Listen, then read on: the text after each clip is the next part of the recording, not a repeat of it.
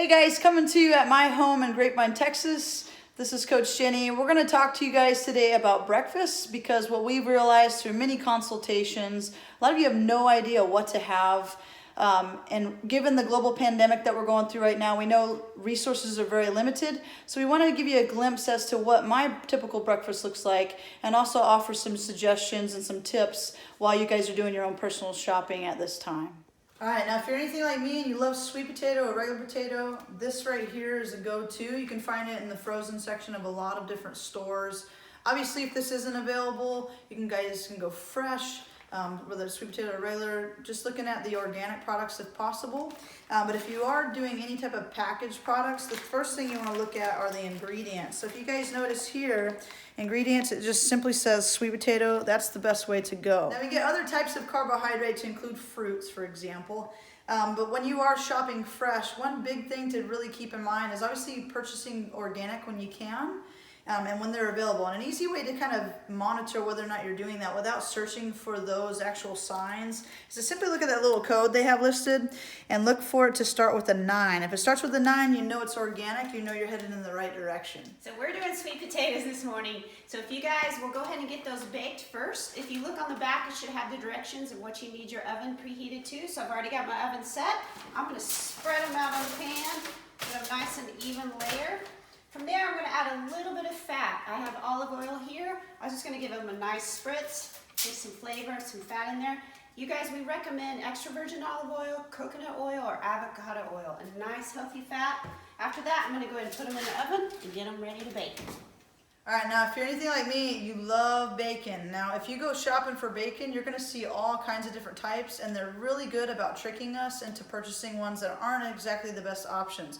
So again, the easiest way, number one, is to see if it's Whole30 approved. If it is, you're in good hands. But as always, checking those ingredients. So if I flip this over, you guys will notice that it says pork, water, sea salt, and it contains less than the following, which is celery powder. That's simply a seasoning. We're all good here, okay? But what we don't want to see are things like cane sugar and other additive sugars in general. But I'm going to get these going because I love my bacon every morning. And I generally do about 2 strips of bacon. I wouldn't do any more than that, depending on your body size. Maybe large men could get away with a little bit more, but we can also do it with our organic eggs, which we'll talk about here in a second. Okay, now we're going to talk about our eggs. This is another thing where people are going to try to give you buzzwords or trick words, but we want you to be really careful on your sources here. The 2 things we want to look for are pasture-raised and organic.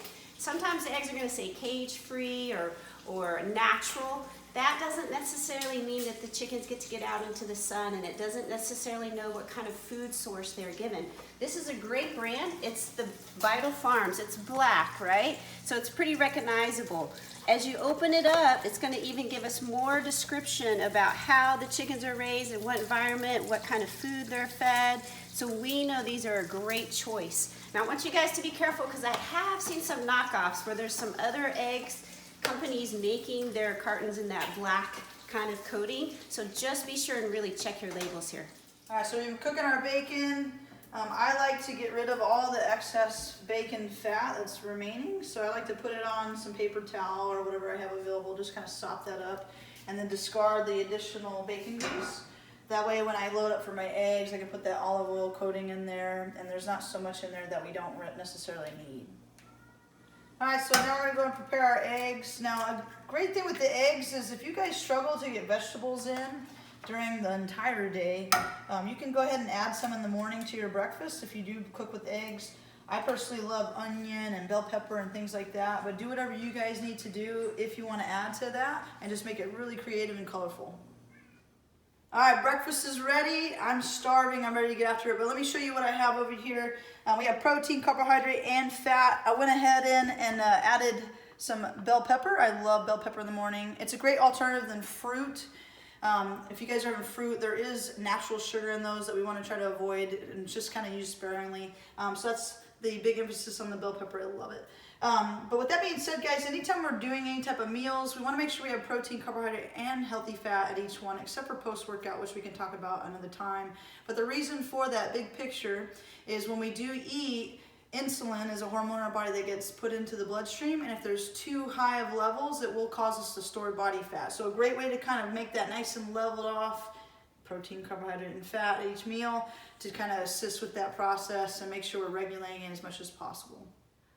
All right, guys, now we're set with a nice healthy breakfast. In times like this, we know that some sources might be a little bit scarce. Maybe we don't have eggs as readily available as we want.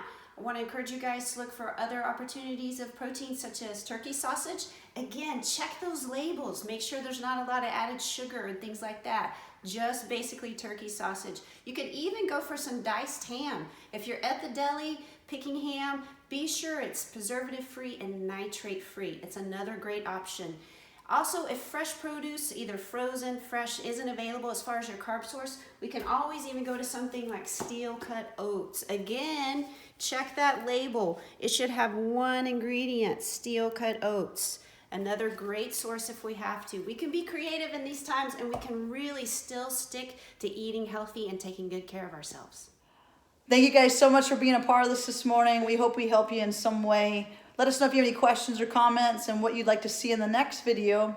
And keep moving forward. Stay safe out there. We'll see you next time.